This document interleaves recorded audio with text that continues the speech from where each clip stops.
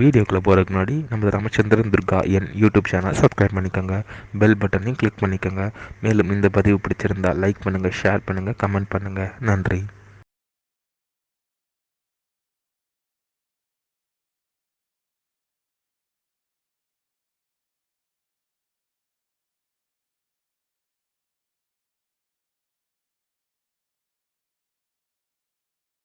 श्री गुरुभ्यो नमः। हरि ओम। श्री श्री श्री चंद्रशेखरेन्द्र सरस्वती गुरुपादकां चरणारविन्दाभ्यां नमः। ओम श्री महागणाधिपतये நமः. அனைவருக்கும் முதற்கண் கோடான கோடி நமஸ்காரங்கள், வணக்கங்கள், வந்தனங்கள். அனைவருக்கும் அன்பு கலந்த இனிய ஆசீர்வாதங்கள். நமது ராமச்சந்திரன் துர்கா என் என்ற யூடியூப் சேனலிலே ஸ்ரீமத் வலவால்மீகி இயற்றிய ராமாயணம் என்னும் மாபெரும் ஆதி சரித்திரமானது தினந்தோறும் இந்த ராமாயணத்தில் உள்ள ஒவ்வொரு காண்டமாக அந்த காண்டங்களில் உள்ள சர்க்கங்கள்னாக்க அத்தியாயங்கள், சர்க்கங்களில் உள்ள சுலோகங்கள், ஒவ்வொரு சுலோகத்திற்கும் முழு தமிழ் அர்த்தத்துடன் இந்த பிரபஞ்சம் முழுவதுமே, அதாவது உலகம் முழுவதுமே மனித பிறவிகளாக பிறந்த தாங்கள் அனைவரும் நமது சேனலில் பெருவிடப்படக்கூடிய இந்த ராமாயணம் என்னும் மாபெரும் சரித்திரத்தை தினந்தோறும் தங்களது கிரகங்களிலும், இல்லங்களிலும், அலுவலகங்களிலும் ஒலிக்க வைத்து தாங்களும் தங்களது குடும்பத்தை சார்ந்தவர்களும் இதை கேட்டு மிக மிக க்ஷேமமாக இருக்க வேண்டும் என்ற ஒரே உள்நோக்கத்துடன் கருவிடப்பட்டு வருகின்றோம். அதன் அடிப்படையிலே இன்றைய ராமாயண பதிவானது ஸ்ரீமத் வலவால்மீகி ராமாயணம் யுத்தகாண்டத்தில் ஏகத்ரிம்ச சர்க்கமானது 31 வித்யுத் ஜிஹ்வ மாயா பிரயோகா, அதாவது மகாபாவியாக இருக்கக்கூடிய அரக்கன் ராவணன் ஸ்ரீ ராமபிரானை மாயை உருவமாக உருவாக்கி அவரது தலையை கையிலே வெட்டி தலையை கையில் வைத்து கொண்டு ஸ்ரீ சீதா பிராட்டியாரிடமிருந்து அவரிடம் போய் ராமனானவர் இறந்து விட்டார் என்று சொன்னானாம். அதற்கு சீதா பிராட்டியானவர் மிகவும் வருந்தினாலாம் என்கிற தலைப்பிலே சுலோகம் முழுவதும் சொல்ல இருக்கின்றோம். ஆகவே அனைவரும் இன்றைய ராமாயண பதிவினை ஆரம்பம் முதல் கடைசி வரை முழுவதுமாக பார்த்து அதன் பிரகாரம் சாட்சாத் ஸ்ரீ சீதாலட்சுமண பரதசத்ருகன அனுமத் சமேத ஸ்ரீ ராமச்சந்திரமூர்த்தியினுடைய பரிபூர்ண கிருபா கடாட்சத்தையும் பரிபூர்ண ஆசியையும் பெற்று தாங்களும் தங்களது குடும்பத்தை சார்ந்தவர்களும் மிக மிக க்ஷேமமாகவும் சூட்சமாகவும் இருக்க வேண்டுமாய் அன்புடன் கேட்டுக்கொள்கின்றேன். கூஜந்தம் ராம ராமேதி மதுரம் மதுராட்சரம் ஆரோக்கிய கவிதாசாகாம் வந்தே வால்மீகி கோகிலம். நமோஸ்து ராமாய சலக்ஷ்மணாய தேவியை ச தஸ்யை ஜனகாத்மஜாயை. நமோஸ்து ருத்ரேந்திரவாணிலேभ्यो நமோஸ்து சந்திரார்க்கபருத்கணேभ्यः.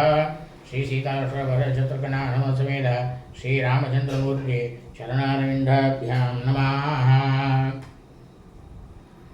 ஸ்ரீமத் வலவால்மீகி ராமாயணம் யுத்தகாண்டத்தில் ஏகத்ரிம்ச சர்க்கமானம் 31 வித்யுஜிஹ்வ மாயா பிரயோகா. அரக்கனாகப்பட்ட ராவணன் ஸ்ரீ சீதா பிராட்டியாரிடம் மாயா ராமனை காட்டி சீதா பிராட்டியாரை வருந்தும்படி செய்தானாம். ததஸ்தம் அக்ஷோபியபலம் கங்காதிபதையே சராஹா சுவேலே ராகவம் சைலே நிவேஷ்டம் பிரத்யவேதையன்னு. இந்த சுவேல மலைன்னு ஒரு மலை இருக்குது. அந்த மலை சாரலில் யாராலையுமே நெருங்க முடியாத பிரமாதமான ஆற்றல் படைத்த படையோட மகா பலசாலியாக இருக்கக்கூடிய ஸ்ரீ ராமபிரான் அந்த இடத்துக்கு வந்து தங்கியிருப்பதை, அதாவது சார்தூலன் அவன் ஒற்றன் சொன்னதை விட மற்ற ஒற்றர்களும் அதே செய்தியே சொன்னதினாலே ராவணன் கிட்டக்க எல்லாரும் தெரிவித்தாலாம். साराणां रावणः श्रुत्वा प्राप्तं रामं महाबलं ध्यातो वेगो अभवत् किञ्चित् சசீவானிதம் அப்ரவீத்.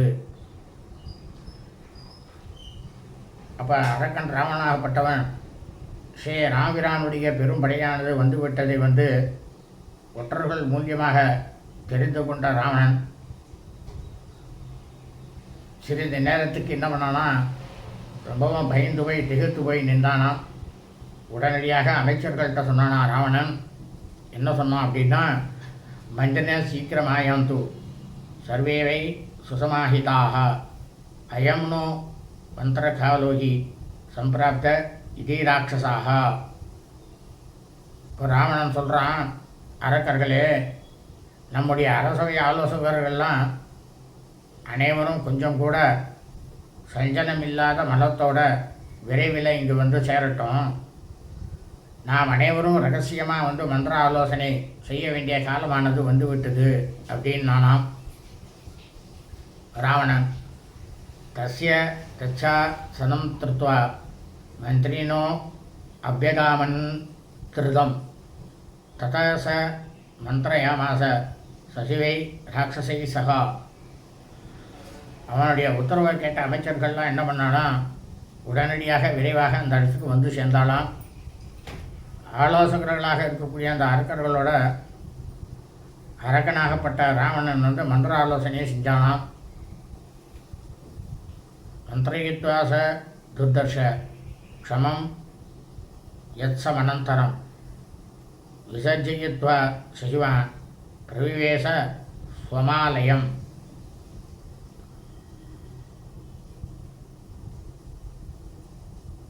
இந்த உலகத்திலேயே யாருக்குமே அடங்காத மகாபாவியான ராவணன் அந்த தருணத்தில் செய்யக்கூடிய காரியம் பற்றி அனைத்து அமைச்சர்களிடையும் ஆலோசனை செய்துவிட்டு அமைச்சர்களுக்கெல்லாம் விடை கொடுத்து அனுப்பினானாம். அதற்கு பின்னால் அவன் என்ன பண்ணானா, ராவணன் தன்னுடைய மாளிகைக்கு போய் சேர்ந்தானாம்.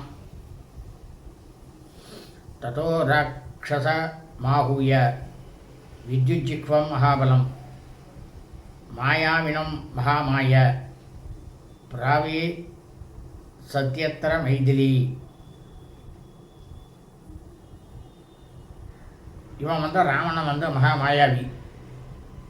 அந்த மாயாவியாக இருக்கக்கூடிய ராவணன் மகாபலசாலியும் மாயக்கலையெல்லாம் பிரமாதமாக அறிந்தவனுமான வித்யுஜிக்வன் அப்படின்ற அரக்கனை அழைத்து கொண்டு ஸ்ரீ சீதா பிராட்டை இருக்கும் இடத்தை நோக்கி வந்தானாம். வித்யுஜிஹ்வம்ச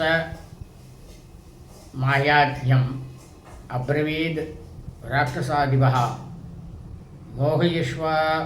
மோகயிஷ்யா வகே சீதாம் மாயையா ஜனகாத்மஜாம் சிரோ மாயாமயம் கிருஹ்ய ராகவஸ்ய நிசாசரः தொன்மாம் சமுபதிஷ்டஸ்வ மகஸ்ய சைரம் தனுகு. அப்போ இந்த அரக்கமன்னன் இருக்கக்கூடிய ராவணன் மாயையிலேயே நிபுணனாக இருக்கக்கூடிய வித்யுஜிக்வனை பார்த்து சொன்னானா, இந்த ஜனககுமாரியாக இருக்கக்கூடிய சீதையை நாம் மாயினால் அவள் மனமானது தடுமாற செய்வோம். அரக்கனே, நீ இப்போது எனக்கு அப்பால் சென்று மாயினால் உருவாக்கப்பட்ட ராமனுடைய தலையையும் அம்புடன் கூடிய பெரிய வில்லையும் எடுத்துக்கொண்டு என்னிடம் கொண்டு சேர்க்கணும் அப்படின்ட்டு உத்தரவு போட்டானாம் அந்த மாயாக இருக்கக்கூடிய அரக்கனுக்கு ராவணன். ஏவமுக்த ததேயாக வித்யுஜிஹ்வோ நிசாசரः தர்சயாமாச தாம் மாயாம் சுப்ரீயுக்தாம் ச ராவணே தஸ்ய துஷ்டோ அபவத் ராஜா பிரததௌ ச விபூஷணம். இந்த மாதிரி ராவணனால் சொல்லப்பட்ட உடனேயே மாயை வேலைகளை செய்யக்கூடிய வித்யுச்சிக்வன் நான் அப்படியே செய்கிறேன் அப்படின்னுட்டு ராவணன்கிட்ட சொல்லிவிட்டு அந்த இடத்துலேருந்து அப்பாறு நகர்ந்து போனானாம். அதுக்கப்புறம் என்ன நடந்ததுனாக்கா, சற்று நேரத்துக்கு பின்னால் திரும்பி வந்து தன்னோட மாயக்கலையினால் திறம்பட செய்யப்பட்ட ஸ்ரீ ராமபிரானுடைய தலையை வந்து காட்டினானாம். அதனால் ராவணன் வந்து மனமகிழ்ச்சி அடைஞ்சு அவனுக்கு வந்து என்ன பண்ணாராம், உடனடியாக பலவிதமான பொற்காசுகள் அணிகலன்கள் எல்லாத்தையும் அவனுக்கு பரிசாக வழங்கினானாம் ராவணன்.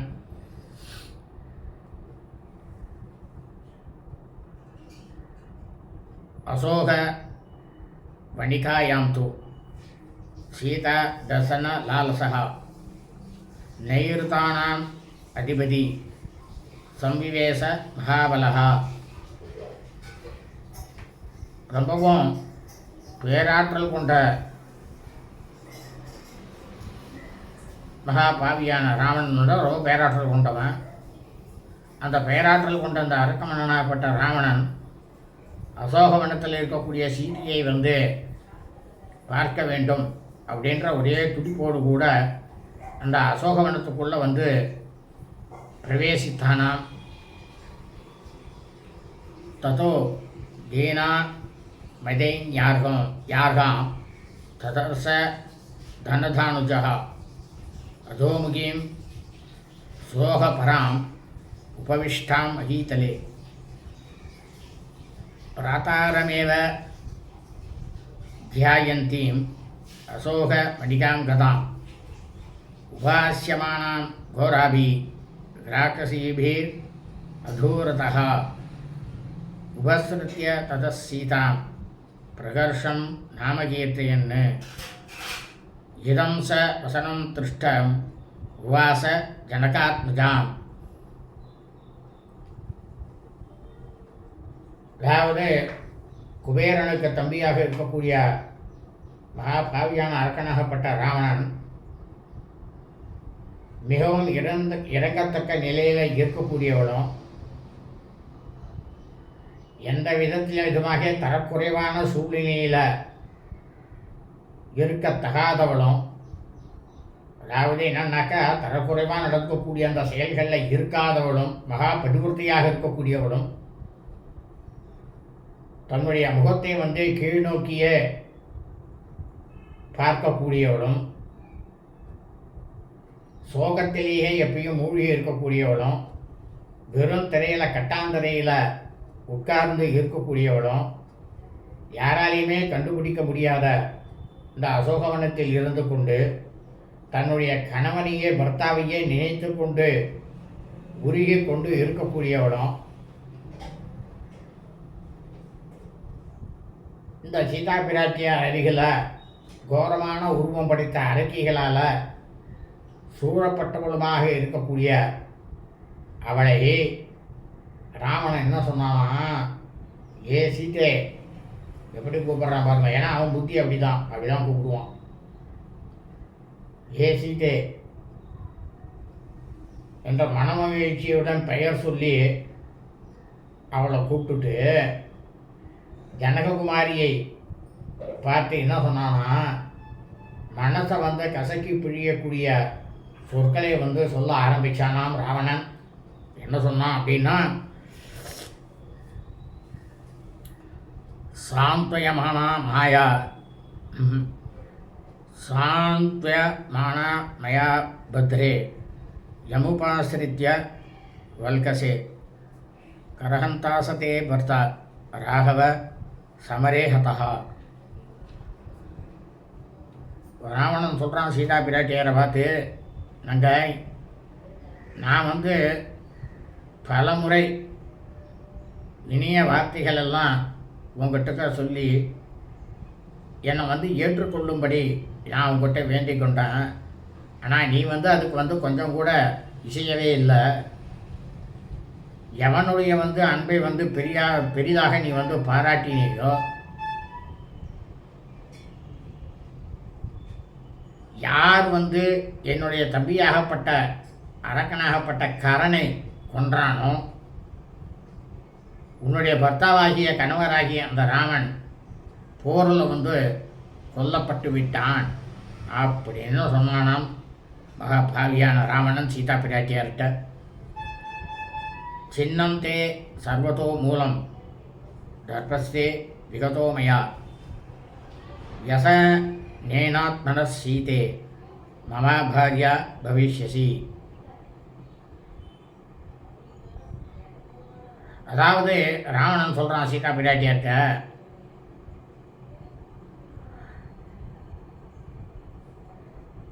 உன்னுடைய ஆதாரமாக இருக்கக்கூடிய ஸ்ரீ ராமபிரான் முற்றிலுமாக சிதைக்கப்பட்டு விட்டான்.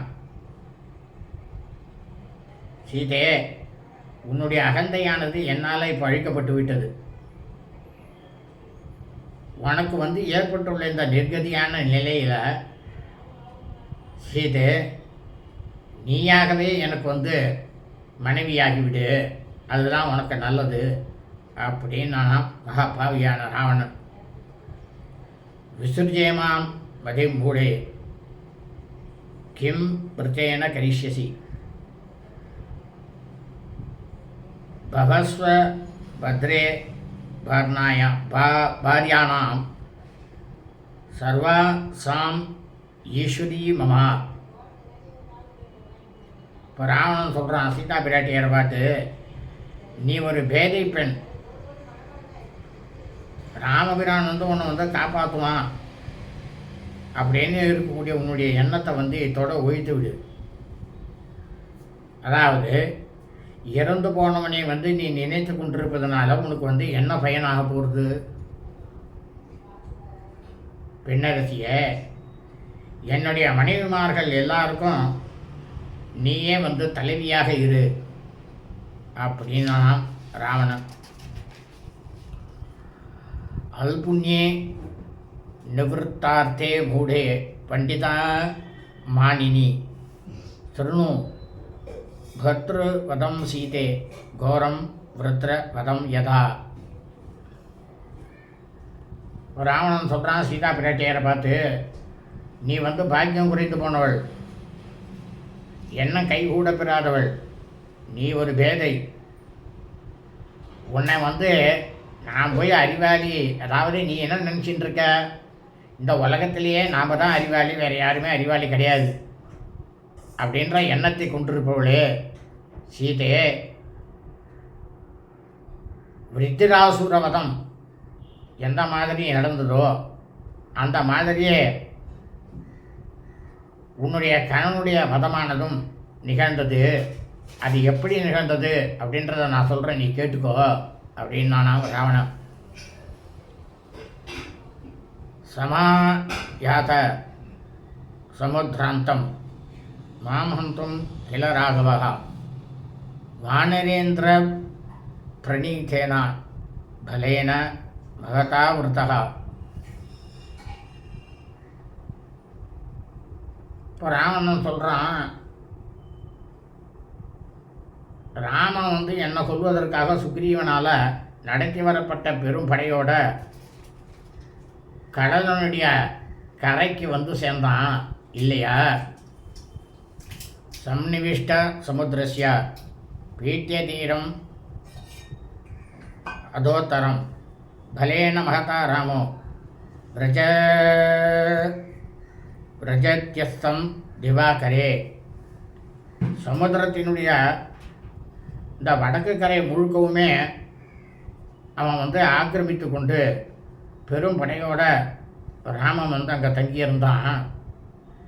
அப்போ சூரியனானது மறையும் வேலையானது வந்தது. சீதே, அதாத்வனி பரிசிராந்தம் அர்த்தராத்திரே சிதம்பலம் சுக சம்சுத்தமாசாத்திய சாரிதம் பிரதமம் சரைஹி. அதாவது தெற்கு கரையிலேருந்து வடக்கரையிலேருந்து தெற்கு கரை வரைக்கும் அவன் நடந்து வந்ததுனால, வானங்கள் நடந்து வந்ததுனால இந்த சமுத்திரத்தினுடைய வடக்கரை முழுவதையும் ஆக்கிரமித்து கொண்டு பெரும் படையோட அங்கே வானரங்கள்லாம் சுகமாக உறங்கி கொண்டிருந்தா. அப்போ அவள்லாம் உறங்கி கொண்டிருந்த அந்த நடுநிசினாக்க நள்ளிரவு 12 மணிக்கு அந்த நடுநிசிகளுடைய வேவுகாரர்கள்லாம் முதல்ல சென்று யார் யாரெல்லாம் எங்கெங்கே இருக்கான்ட்டு வேவு பார்த்தா. தத் பிரகஸ்தப் பிரணீதேனா பலேன மகதா மமா பலவஸ்ய ஹதம் ராத்ரோ எத்திர ராம சலக்ஷ்மணாக. அதுக்கப்புறம் என்ன நடந்ததுனாக்கா, பிரகஸ்தனுடைய தலைமையில் அங்கே என்னுடைய மாபெரும் சைன்யமானது அங்கே சென்று அடைந்தது. அப்போ இரவில் ஸ்ரீராமனும் லக்ஷ்மணனும் இருந்த இடத்திற்கு சென்று அவருடைய வானரப்படையை அழித்து ஒழித்து விட்டார்கள். வானரங்கள்லாம் இறந்து போச்சு. பட்ட சான் பரிகாம்சஸ் சக்ரான் தண்டான் கட்கான் மகாயசான் பானஜாலானி சூலானி பாசுரான் கூடமுத்கரான் யஷ்டீஸ்ய தோமரான் சக்தீஸ் சக்கராணி முசசானிசா யோத்யம்ய ரக்ஷோபி வானரேஷு நிபாதிதாக. அப்போ என்னால் அனுப்பப்பட்ட அந்த சைன்யங்கள் கையில் என்னென்னலாம் இருந்தது தெரியுமா? பட்டாக்கத்திகள், இரும்பு தடிகள், சிறிய சக்கரங்கள், தடிகள், கத்திகள், பெரிய இரும்பு தடிகள்,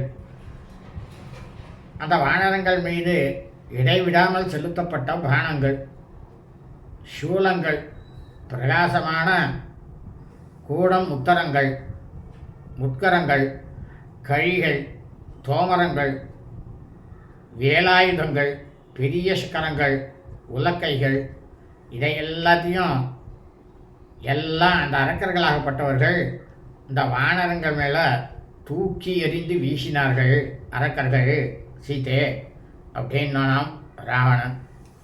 அத சுத்தஸ்ய ராமஸ்ய பிரகஸ்தேன பிரமாதினா அசக்தம் கிருதஹஸ்தேன சிரஸ்சின்னம் மகாசினாக.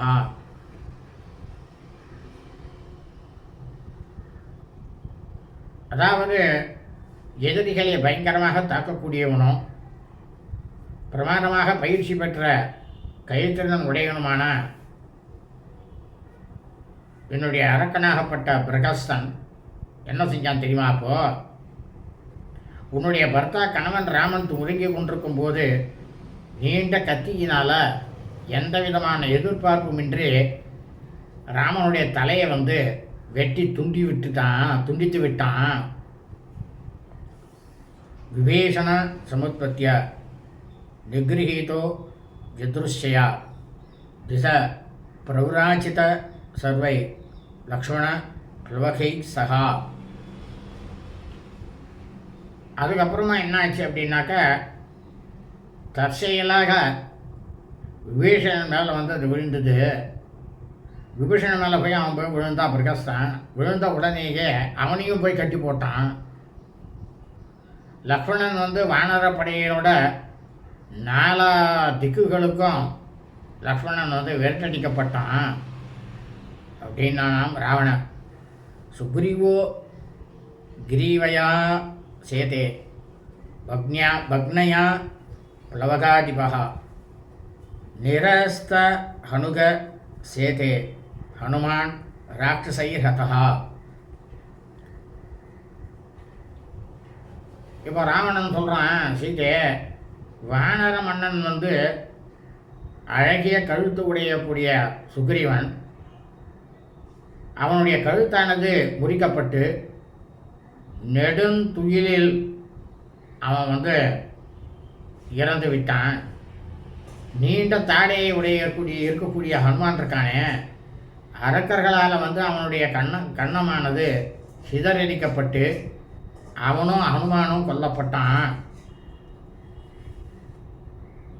ஜாம்பவா நத ஜானுபியாம் உத்ததன் நிகதோ யுதி பட்டசே பகுபிश्चिन्नो நிகிருத ஆதபோ யதா நைந்தஸ்ய த்விவிதசோபௌ நிகதௌ வானரஷபௌ நேஸ் வசந்தௌ ருதந்தௌ ச ருதிரேன பரிப்ளுதௌ அசினா யாயதௌ சின்னௌ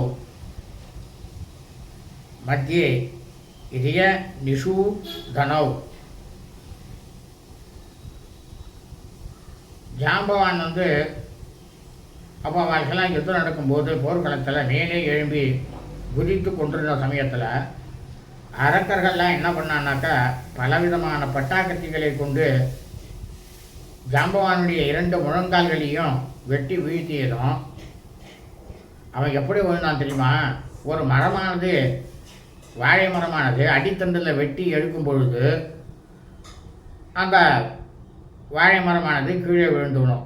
அந்த மாதிரி அவனும் கீழே விழுந்து உயிரை விட்டான். பேராற்றல் படைத்த படைத்தலைவர்களும் எதிரிகளை அடக்குபவர்களுமான வானரோத்தமர்களான மைந்தன் துவிதன் அவ 2 பேரும் அவளுக்கு நடு உடலில் அரக்கர்களால் வெட்டப்பட்டு இரத்த கலரியாகி பெருமூச்சு விட்டு கொண்டு அழுது கொண்டே அவர்களும் உயிரை துறந்தார்கள். அனுதிஷ்டதி மேதின்யாம் பனசோ யதா நரசை பகுபிश्चिन्न சேதே தர்யாம் தரியமுகா. இந்த பனசன் அப்படின்ற வானர தலைவன் மரத்திலேருந்து விழுந்த ஒரு பலாப்பழத்தை போல தரையில் விழுந்து கிடந்தான். அநேக நாராசமாக இருக்கக்கூடிய பானங்களால் தாக்குண்ட தரியமுகன் அவனும் தரையில் விழுந்து உயிர் மூச்சு விட்டு அவனும் கிடக்கிறான்.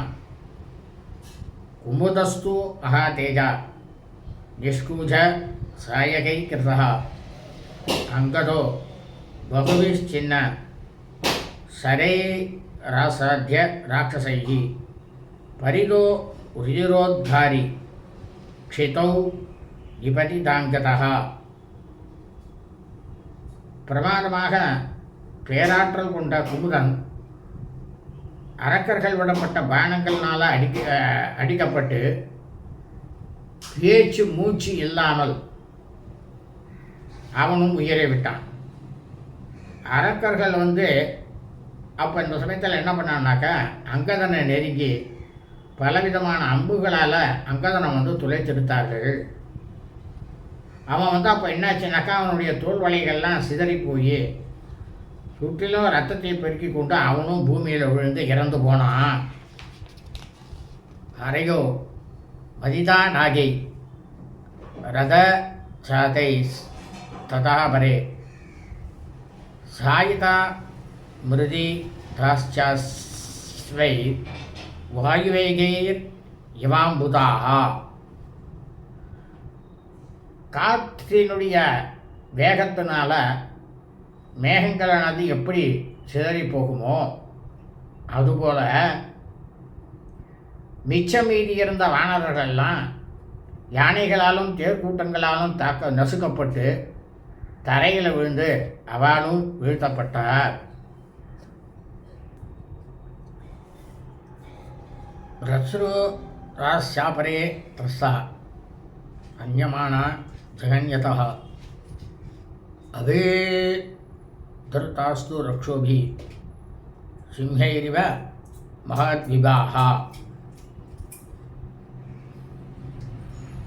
ஒரு காட்டில் ஒரு யானையை சிங்கங்களால் துரத்தும். அப்போ சிங்கங்களால் துரத்தப்படக்கூடிய யானைகள் வேகமாக ஓடி போவதை போல அரக்கர்களால் பின்புறம் தாக்கப்பட்ட ஏராளமான வானரர்கள்லாம் தப்பி ஓடி போனார்கள். அந்த சமயத்தில் சாகரே பதிதா கேச்சித் ககனமாசிதாக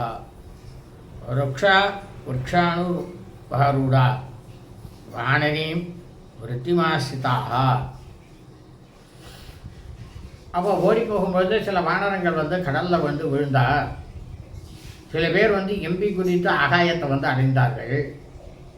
கரடிகள் எல்லாம் என்னாச்சு தெரியுமா, வானரங்கள் செய்வதை வந்து அனுசரித்து அவாலும் மரங்களில் ஏறி கொண்டார்கள். சாகரஸ்ய ச தீரேஷு சைலேஷு ச வனேஷு சா பிங்களாஸ்தே விரூபாக்ஷே பகுவீர் பகவோ ஹதாக. சமுத்திரக்கரைகள்லேயும் குன்றுகள்லேயும் இந்த காடுகள்லேயும் மறைந்திருந்த ஏராளமான வானரங்கள்லாம் அனைவரையும் தேடி கண்டுபிடிக்கப்பட்டு கணக்கில்லாத அரக்கர்களால் எல்லா வானரங்களும் அடித்து கொல்லப்பட்டார்கள். அந்த சமயத்தில் ஏவம் தவகதோ பர்த்தா சசைன்யோ மம சேனையா க்ஷத ஜாத்ரம் ரஜோத்வஸ்தம் இதம் சஸ்யா கிருதம் சிரஹா.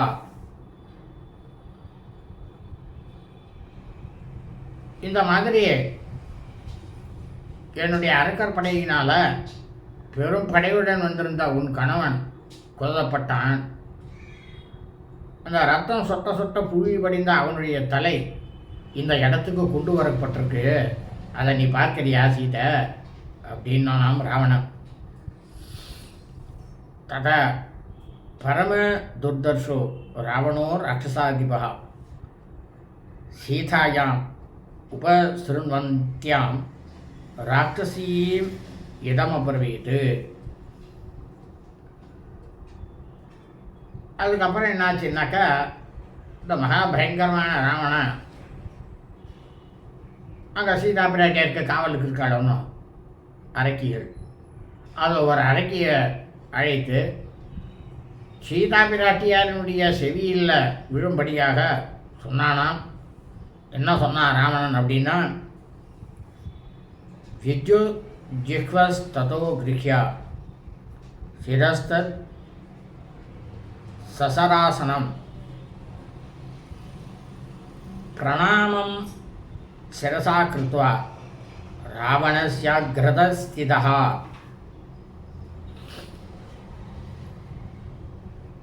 அந்த இடத்துல வித்யுஜிஹ்வன் துல்லடன் கூட அந்த தலையை வந்து எடுத்துக்கொண்டு ராவணனுக்கு எதில் தலை வணங்கி நின்றானாம். அப்போ வந்து என்ன ஆச்சுன்னாக்கா, கொடுஞ்செயல் புரியக்கூடிய அரக்கனான வித்யுஜின்மனை இங்கே அழைத்து வான்னு சொல்லிட்டான். அவன் போர்க்களத்திலேருந்து ராமனுடைய தலையைத்தானே இங்கே கொண்டு வந்திருக்கான் அப்படின்னு கேட்டானாம். தமப்ரவீத் ததோ ராஜா ராவணோ ராட்சசம் ஸ்திதம் வித்யுஜிஹ்வம் மகாஜிஹ்வம் சமீப பரிவர்த்தினம். இப்போ சீதா பிராட்டி தனக்கு எதிரில் நிற்கக்கூடிய நீண்ட நாக்கையுடைய அரக்கன் வித்யுஜிஹ்வனை பார்த்து மன்னன் வந்து ராவணன் வந்து கட்டளை இட்டானான். என்ன கட்டளை இட்டான் அவனுக்கு அப்படின்னா, அக்ரத குரு சீதாயா சீக்கிரம் தாசரதே சிரஹா அவஸ்தாம் பசிமாம் பர்து கிருபணா சாது பஷ்யது. தசரத மகா சக்கரவர்த்தியினுடைய குமாரனின் தலையை உடனடியாக அவளுடைய தர்மபத்திரி இங்கே உட்காண்டிருக்காளோனா சீதை, அவள் எதிரில் கொண்டு போய் வை, உடனடியாக வைக்க வேண்டும். கணவனினுடைய இறுதி நிலையை வந்து தன்னோட கண்ணால் பார்த்துவிட்டு இனி தன்னால் செய்யக்கூடியது எதுவுமே இல்லை அப்படின்னு இருக்கக்கூடிய அந்த அவலத்தை இந்த சீதையானவள் ஒன்று கொள்ளட்டும் அப்படின்னானா மகாபாவியான ராவணன். ஏவ முக்தந்து தத்ரக்ஷ சிரஸ்தத் பிரியதர்சனம் உபநிக்ஷிப்பிய சீதாயா க்ஷிப்ரமந்திர தீயதா. இந்த மாதிரி ராவணன் சொன்ன உடனேயே பிரமாதமாக அழகோடு இருக்கக்கூடிய அந்த தலையை வந்து சீதையினுடைய அருகில் வைத்துவிட்டு அந்த வித்யுஜிக்வன் உடனடியாக மறைந்து போனானாம். அந்த அரக்கனாகப்பட்டவன் ராவணஸ்யாபி சிக்ஷேபா பாஸ்வரம் கார்முகம் மகது திஷு லோகேஷு விக்யாத்தம் சீதாம் இதம் உவாசசா. 3 உலகங்களுக்கும் புகழ்பெற்றதுமான உறுதி படைத்ததும் மகா ஒளி புரிஞ்சியதுமான வில்லை, அதாவது மாயமான அந்த கோதண்டத்தை தன்னோட கையில் எடுத்துக்கொண்டு, யார், ராவணன் தன் கையில் எடுத்துட்டு சீதையை பார்த்து சொன்னானா.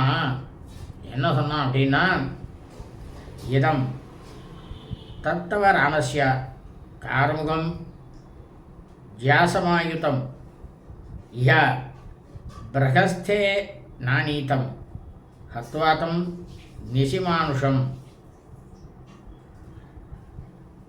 இப்போ ராமன் சொல்கிறான், இந்த 4 கீற்றோடு கூடிய இந்த வில்லானது உன்னுடைய ராமனுடையது தான். சீதை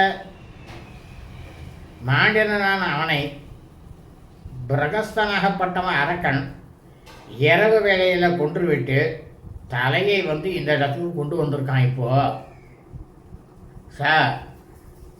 வித்யு ஜிக்வேனா சகைவை தச்சிரோ தனுஷ்ய பூமௌ வினிகீரிய ராவணः விதே ஹராஜஸ்ய சுதாம் யசஸ்வனி ததோ அப்ரவீதாம் பவமி வசானுகா.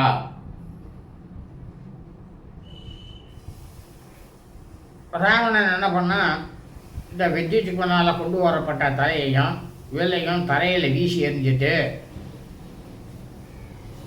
விதேக மன்னனுடைய புகழ்பெற்ற புதல்வியாக இருக்கக்கூடிய ஸ்ரீ சீதா பிராட்டியரை பார்த்து, இப்போதாவது நீ வந்து என்னோட விருப்பத்துக்கு உடனடியாக இணங்கிவிடு அப்படின்னு சொன்னானாம் மகாபாவியான ராவணன். இத்தியாசே ஸ்ரீமத் ராமாயணே வால்மீகியே அதிகாவ்யே யுத்தகாண்டே ஏகத்ரிம்சர்கः. ஸ்ரீமத் வால்மீகி ராமாயணம் யுத்தகாண்டத்தில் 31வது சர்க்கமானது பூர்த்தியானது. சுபம் அஸ்து.